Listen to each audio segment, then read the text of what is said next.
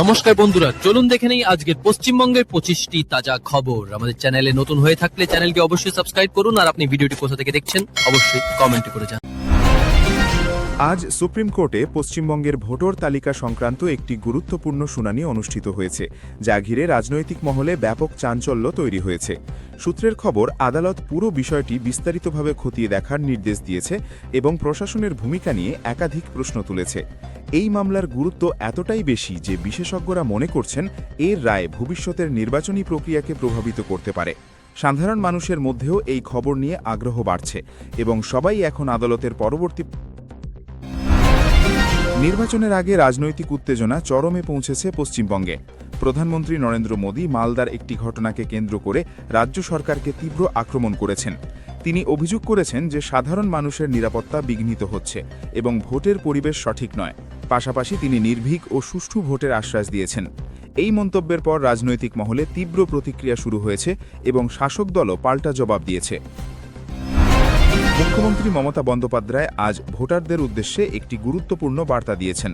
তিনি সকলকে ঐক্যবদ্ধ থাকার আহ্বান জানিয়েছেন এবং ভোট বিভাজন না করার অনুরোধ করেছেন। তার বক্তব্যে তিনি রাজ্যের শান্তি ও নিরাপত্তা বজায় রাখার কথাও উল্লেখ করেন। রাজনৈতিক বিশ্লেষকদের মতে এই বক্তব্য ভোটের আগে গুরুত্বপূর্ণ প্রভাব ফেলতে পারে। কলকাতায় একটি বিজেপি অফিস ভাঙচুরের অভিযোগ সামনে এসেছে, যা নিয়ে উত্তেজনা ছড়িয়েছে। অভিযোগ অনুযায়ী এক তৃণমূল প্রার্থীর সমর্থকরা এই ঘটনার সঙ্গে জড়িত। ইতিমধ্যেই পুলিশের কাছে এফআইআর দায়ের করা হয়েছে এবং তদন্ত শুরু হয়েছে। এই ঘটনায় দুই দলের মধ্যে রাজনৈতিক সংঘর্ষের সম্ভাবনা বেড়েছে। নির্বাচন কমিশন বড় পদক্ষেপ নিয়ে এক পুলিশ অফিসারকে সাসপেন্ড করেছে।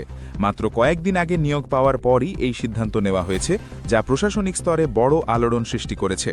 কমিশন জানিয়েছে, নির্বাচনের স্বচ্ছতা বজায় রাখতেই এই পদক্ষেপ নেওয়া হয়েছে। নির্বাচনের আগে বিপুল পরিমাণ নগদ অর্থ উদ্ধার হয়েছে, যা নিয়ে প্রশ্ন উঠেছে ভোটের স্বচ্ছতা নিয়ে। জানা গেছে প্রায় 650 কোটিরও বেশি টাকা বাজেয়াপ্ত করা হয়েছে এবং এর মধ্যে পশ্চিমবঙ্গেই সর্বাধিক পরিমাণ উদ্ধার হয়েছে। এই ঘটনায় তদন্ত শুরু হয়েছে। এশিয়ান গেমস স্বর্ণপদক জয়ী স্বপ্না বর্মনকে নির্বাচনে প্রতিদ্বন্দ্বিতা করার অনুমতি দিয়েছে নির্বাচন কমিশন। এই সিদ্ধান্তে ক্রীড়া জগতের পাশাপাশি রাজনৈতিক মহলেও আলোচনা শুরু হয়েছে। অনেকেই মনে করছেন এটি একটি গুরুত্বপূর্ণ পদক্ষেপ। WBJEE পরীক্ষার রেজিস্ট্রেশনের শেষ তারিখ বাড়ানো হয়েছে, যা ছাত্রছাত্রীদের জন্য বড় স্বস্তির খবর। অনেকেই সময়ের অভাবে আবেদন করতে পারেননি, তাদের সুবিধার জন্য এই সিদ্ধান্ত নেওয়া হয়েছে।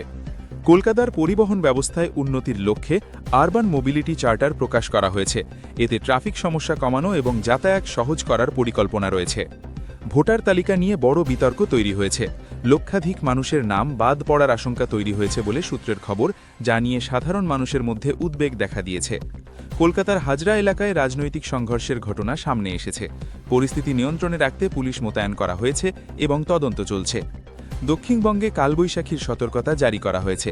আবহাওয়া দপ্তর জানিয়েছে ঝড় এবং বৃষ্টির সম্ভাবনা রয়েছে, তাই সকলকে সতর্ক থাকার পরামর্শ দেওয়া হয়েছে। রাজ্যে নির্বাচনী প্রচার চরমে পৌঁছেছে। বিভিন্ন রাজনৈতিক দল প্রতিদিনই নতুন প্রতিশ্রুতি ও প্রচার চালাচ্ছে। মনোনয়ন জমা দেওয়ার শেষ দিন হওয়ায় প্রশাসনের ওপর চাপ বেড়েছে।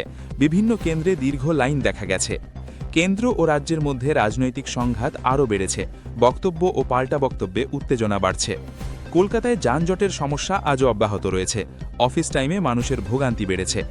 বাজারে নিত্য প্রয়োজনীয় জিনিসের দাম বেড়েছে, ফলে সাধারণ মানুষের বাজেটে চাপ পড়ছে। রাজ্যের বিভিন্ন এলাকায় বিদ্যুৎ বিভ্রাটের সমস্যা দেখা গেছে, যা নিয়ে অভিযোগ উঠেছে। স্বাস্থ্য পরিষেবায় উন্নতির লক্ষ্যে নতুন উদ্যোগ নেওয়া হয়েছে। হাসপাতালগুলোতে আধুনিক যন্ত্র বসানো হচ্ছে। নতুন শিল্প প্রকল্পের ঘোষণা হয়েছে, যা কর্মসংস্থানের সুযোগ বাড়াতে পারে।